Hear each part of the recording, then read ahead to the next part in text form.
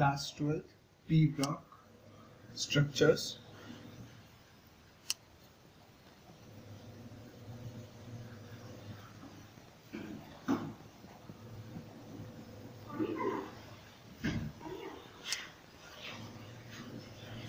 ठीक है, इनको बनाने सीखते हैं। सबसे बड़ा फियर होता है कि स्ट्रक्चर्स आएंगे, कैसे सीखेंगे, इतने सारे स्ट्रक्चर्स ही याद करने पड़ेंगे, रटने पड़ेंगे।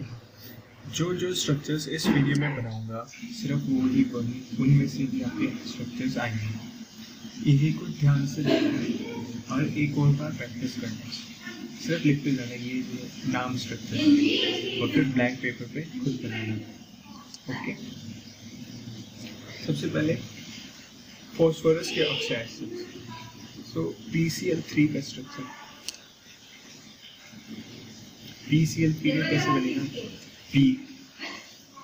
BCNOF। ओके, O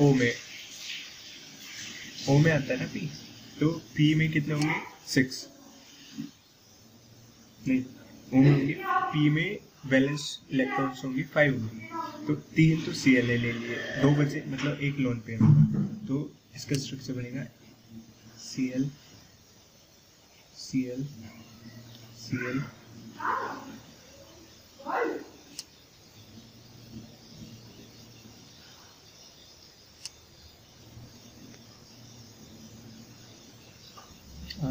एक लोन पेयर। क्यों लोन पेयर? क्यों?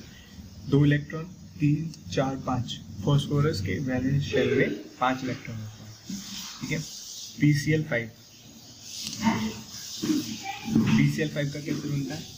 तो PCl5 का जो स्ट्रक्चर होता है वो इस तरह होता है।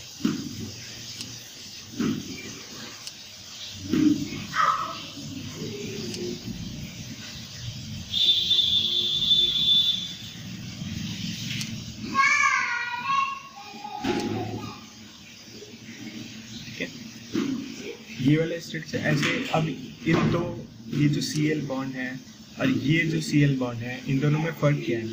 फ़र्क ये है कि जब इसको आप हीट करोगे या फिर इसके साथ किसका रिएक्शन कराओगे तो ये जो Cl है ये रिमूव हो सकते हैं, लेकिन ये वाले Cl रिमूव नहीं हो सकते। इसीलिए PCl5 इक्विलिब्रियम में रहता है। ये PCl5 है। PCl5 is always in equilibrium with PCl3 plus Cl2। ठीक है, हमेशा ऐसे रहता है। PCl5 का आ गया।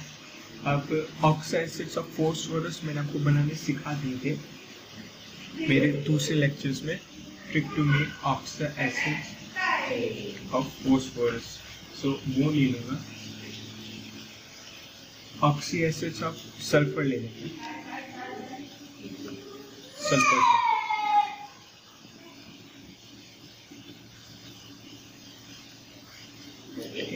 सल्फर के स्ट्रक्चर ले, तो पहला हमारे पास आता है H2SO3। इसको कैसे बनाते हैं? देखो, S ऑक्सीजन वाले ग्रुप में आता है। ये ऑक्सीजन वाले ग्रुप में मतलब वैलेंस शेल में 6 इलेक्ट्रॉन। तो वैलेंस शेल में 6 इलेक्ट्रॉन्स हैं। हमारे पास O3 है, H2 है, S1 है। तो 3 2 5। वैलेंस शेल में कितने? 6। तो सबसे पहले तो सल्फर के जब हम बनाते हैं तो सबसे पहले O का एक बॉन्ड लगा लेते हैं। नहीं, सबसे पहले H का और O का बॉन्ड लगा लेते हैं। OH का S, तो 2 H है ना, तो OH 2 OH लगा लिया। अब एक ऑक्सीजन लगा, उसको डबल बॉन्ड के साथ लगा लें। ठीक है, अब देखो कितने हो गए? 1 2 3 4 इलेक्ट्रॉन्स खर्च हो गए। कितने बचे? 2। इसको लोड करने लगा दो। ठीक है, इस तरह बनाते हैं सल्फर की। ओके, एक और बनाते हैं H2SO4।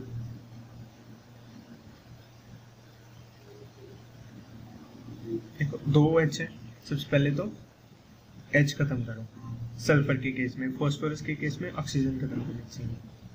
सबसे पहले डबल बॉन्ड लगाने चाहिए फॉस्फोरस के केस में, लेकिन सल्फर के केस में सबसे पहले OH लगानी चाहिए, 2 OH है ना, तो OH OH, H खत्म हो गए, 2 ऑक्सीजन बचे हमारे पास, और कुछ तो नहीं है, तो 1 2 सारे खत्म हो गए, 1 2 3 4 5 6 सारे इलेक्ट्रॉन खत्म, तो कोई लोन पेयर नहीं होगा। अब हमारे पास आता है peroxo disulphuric acid. Peroxo disulphuric acid क्या होता है?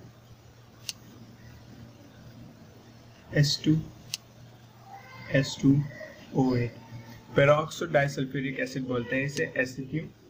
क्योंकि इसमें ऑक्सीजन ऑक्सीजन के बीच में बॉन्ड होता है। जहाँ पेरोक्सो वर्ड आ गया इसका मतलब ऑक्सीजन ऑक्सीजन के बीच में बॉन्ड होगा, ठीक है। तो 2 S है, S 2S। अब ऑक्सीजन हमारे पास कितने हैं? 8 ऑक्सीजन है, और H कितने हैं हमारे पास? 2H। तो सबसे पहले तो OH लगा लो, OH सिमेट्री के लिए अलग अलग लगेंगे, एक पे नहीं लगेंगे। अब ऑक्सीजन ऑक्सीजन के बीच में बॉन्ड होगा तो इसके बीच में भी एक ऑक्सीजन आएगा, ठीक है। 4 ऑक्सीजन खर्च हो गए, 2 हाइड्रोजन खर्च हो गए। अब हमारे पास 4 ऑक्सीजन बचे, oxygen oxygen oxygen oxygen. Valency देखते हैं, 1 2 3 4 5 6 सेटिस्फाई, 1 2 3 4 5 सेटिस्फाई, दोनों की वैलेंसी भी सेटिस्फाई होगी, ठीक है। इसलिए बनेंगे H2O। पायरोसल्फ्यूरिक एसिड, जिसको ओलम भी बोलते हैं। ओलम क्या होती है? फिटकरी, ब्लड क्लॉटिंग के लिए काम आती है। H2O7।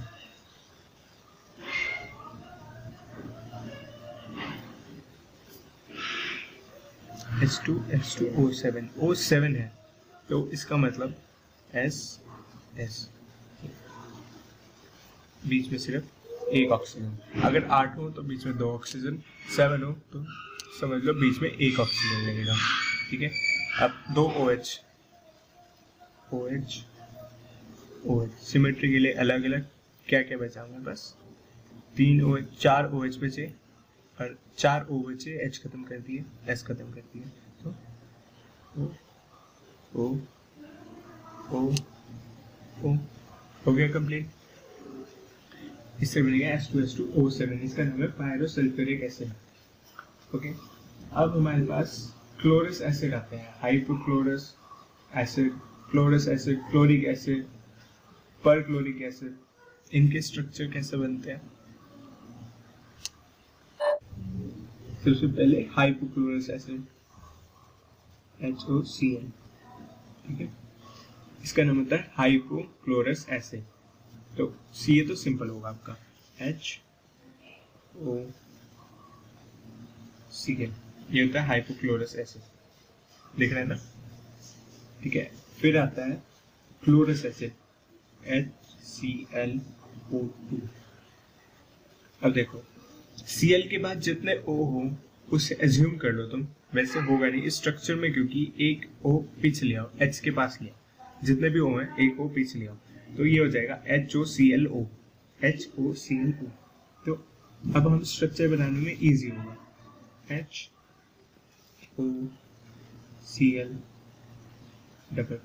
O, okay. HClO2 था ना, एक ऑक्सीजन को H के पास लिया, एक ऑक्सीजन बचा, एक ऑक्सीजन लगा दिया और H के पास लिया, इससे स्ट्रक्चर बनाने में इजी होगा। वैसे ऐसा कुछ होता नहीं है, ठीक है। एक तरह से ट्रिक, HClO3, इसको हम बोलते हैं chloric acid, HClO3 chloric acid. इसमें भी ऐसे करो, एक ऑक्सीजन को इसके पास लिया, तो H, एक ऑक्सीजन को इसके पास लिया, इसका मतलब O यहाँ पे आ गया था ना। अब Cl लगा दिया, 2 ऑक्सीजन है, एक ऑक्सीजन तो यहाँ चला गया था, 2 ऑक्सीजन बचे, तो O, ये हो गया आपके पास क्लोरिक एसिड HClO3। अब आता है पर क्लोरिक एसिड। पर क्लोरिक एसिड मतलब HClO4। इसमें भी ऐसे करो, एक ऑक्सीजन को यहाँ से हटा के H के पास लिया, तो H के पास ले आए तो H, वही O, फिर Cl, 3 O बचे, 1 2 3, ठीक है ना। क्लोरिक, क्लोरस, हाइपोक्लोरस, परक्लोरिक, सब खत्म, ठीक है।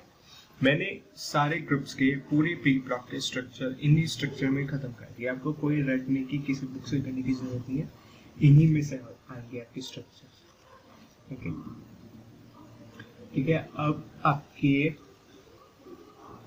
हेलोजन ग्रुप के स्ट्रक्चर्स देख लेते हैं, जिसमें सबसे पहले आते हैं BrF3। हेलोजन ग्रुप्स के कैसे बनाते हैं, बहुत इजी है। देखो Br में इक्विवेलेंस देख लो आप कितने होते हैं, 7, 3 फ्लोरीन ने ले लिए, मतलब 7 - 3 = 4, 4 मतलब 2 लोन पेयर, तो Br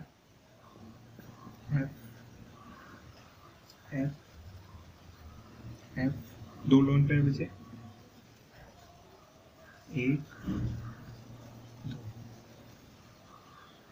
हो गया, ठीक है। IF5 का देखिए,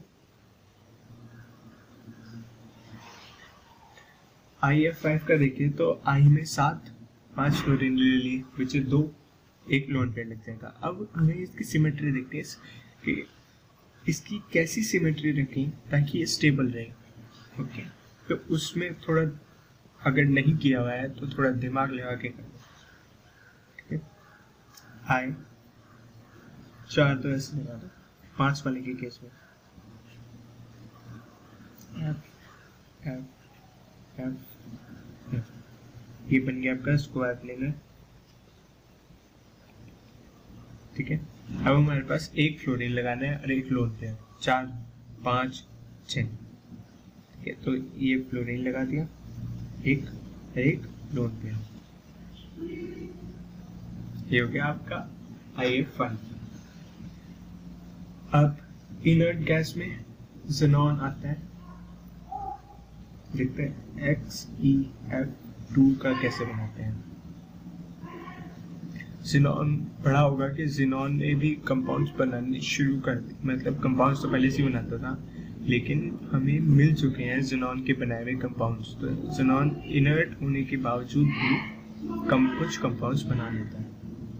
तो XeF2 अभी ज़ेनॉन का कंपाउंड है, इसका स्ट्रक्चर देखते हैं कैसा होता है। Xe में वैलेंस इलेक्ट्रॉन्स 8, 2 Fe ले लिए, बचे 6, तो 6 इलेक्ट्रॉन्स वैलेंस में चले जाएंगे ना, 6 इलेक्ट्रॉन्स का लोन पेयर बन जाएगा, Xe, 2 F। अब कितने लोन पेयर चाहिए हमें, 3 लोन पेयर, क्योंकि 1 2 6 इलेक्ट्रॉन बचे, 2 में एडजस्ट करके 3 इलेक्ट्रॉन, 3 लोन पेयर, 1 2 3। ये इधर की रखा, ये दोनों को इधर की रखा, इन दोनों को इधर भी रख सकते थे क्या, हाँ बिल्कुल रख सकते थे। क्यों, सिमेट्री के लिए रखते हैं, ऐसे एडजस्ट करना होता है कि सिमेट्री रहे आपके कंपाउंड की, ताकि वो स्टेबल बना रहे। जितनी ज़्यादा सिमेट्री होगी कंपाउंड उतना ज़्यादा स्टेबल होगा। XeF2 देख लिया, XeF4 देख लिया।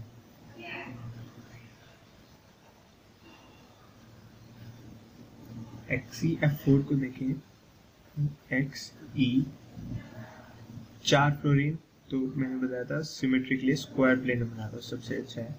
अगर 4 के केस में फ्लोरीन फ्लोरीन फ्लोरीन फ्लोरीन, ठीक है।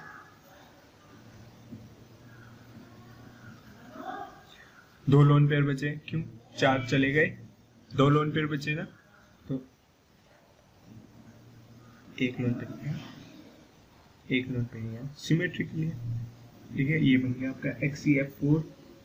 अब डिस्टॉर्टेड ऑक्टाहेड्रन XeF6। XeF6 का कंपाउंड कैसे बनाते हैं, 8 वैलेंस, 6 फ्लोरीन ले लिए, 1 लोन पेयर बनेगा, 6 फ्लोरीन जुड़ेंगे, यही है ना। अब इसका स्क्वायर प्लेनर भी बना सकते हो, 6 है, 6 आ जाएंगे, 1 2 3 4 5 6, लोन पेयर कहाँ पहुँचाओगे, अनस्टेबल हो जाएगा। तो इसलिए इसका कंपाउंड जैसे कि मैं देख रहा हूँ रैंडम बना हुआ है, x E F F F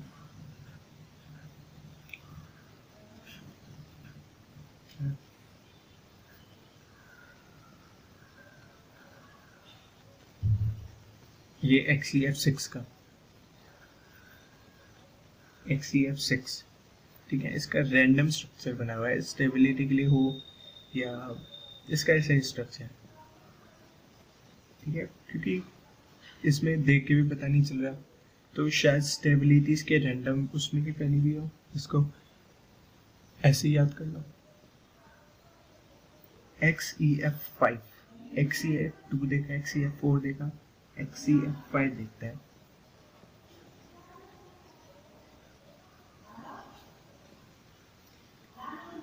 XE 5 fluorine लगाने हैं, तो 1 2 3 4 F F F F, ये स्क्वायर प्लेनर में बन गए। तो अब आपको खुद से पता है कि लोन पेयर और फ्लोरीन कहाँ पर लगेगा। यहाँ पर ये तो फ्लोरीन लगा दो, ये लेकिन फ्लोरीन आपका, और यहाँ पर लोन पेयर लगा दो, ये यहाँ से जुड़ा है, ठीक है। तो 1 2 3 4 5 5 और 2 5 2 7, ठीक है। इसको स्क्वायर पिरामिड बोलते हैं, इसका स्क्वायर पिरामिड की शेप होती है इसकी।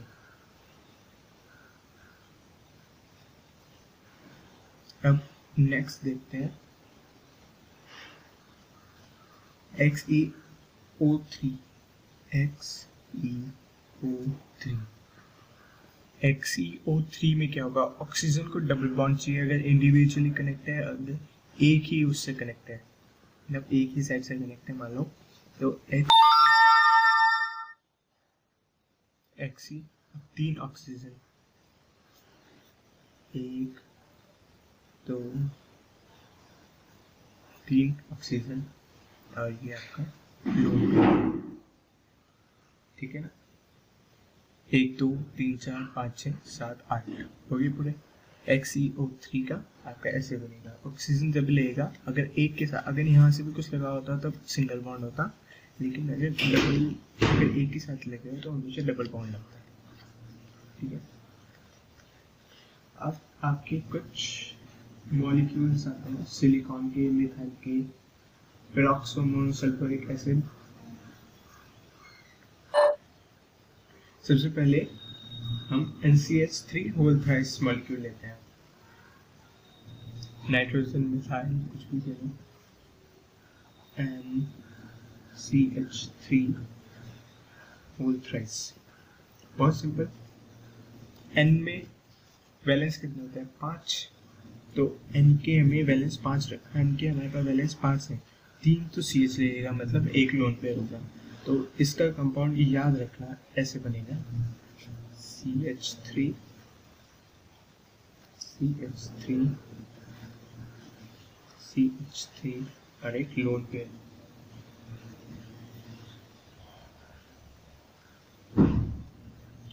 ठीक है, NCH3 होल थ्राइस का। अब SiH3 होल थ्राइस का कैसे बनेगा,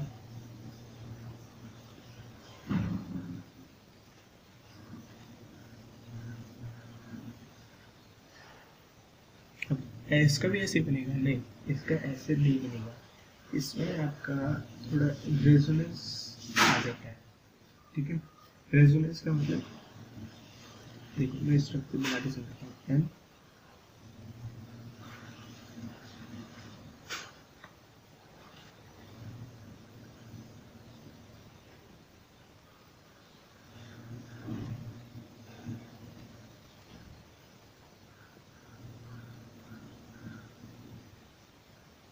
अब ध्यान से देखो,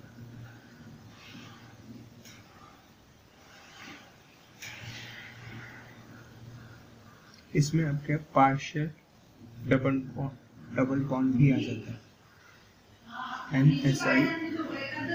NSiH3 होल थ्राइस में double bond character, partial double bond character भी आ सकता है, इसलिए इसका कंपाउंड ऐसे बना है। ओके, NSiH3 होल थ्राइस, इसका पार्शियल डबल बॉन्ड करेक्टर भी होता है इसमें।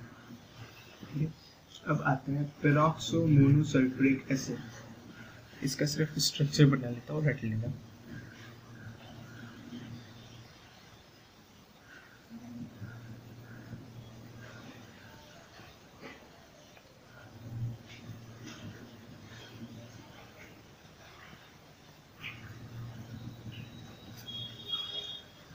एस, क्योंकि इसमें फॉर्मूला दिया हुआ नहीं है तो मेरे को अनफॉर्चुनेटली ऐसे ही बनाना पड़ेगा। OH। ठीक है, अब आपके इम्पोर्टेंट 2-3 है जो P4O10, P4O6 and N2O5, these all are important. P4O10 को कैसे बनाते हैं, देखो याद रखना इसको। P 2 3 4, ठीक, सबके बीच में एक ऑक्सीजन का बॉन्ड है। 1 2 3 4, ठीक है। अब 4 लगे, 6 बचे। 6 कहाँ लगाओगे, मतलब 1 2 3 4 लगेंगे, हमें लगाने हैं 6। पहले तो इनको लगा दो, 1 2 3 4, 2 बचे। ऑक्सीजन ऑक्सीजन, ठीक है, समझ में आ रहा है स्ट्रक्चर। ये दोबारा कैसे P4O10 का कैसे, P4O6 का कैसे बनेगा, उसका भी सेम बनेगा।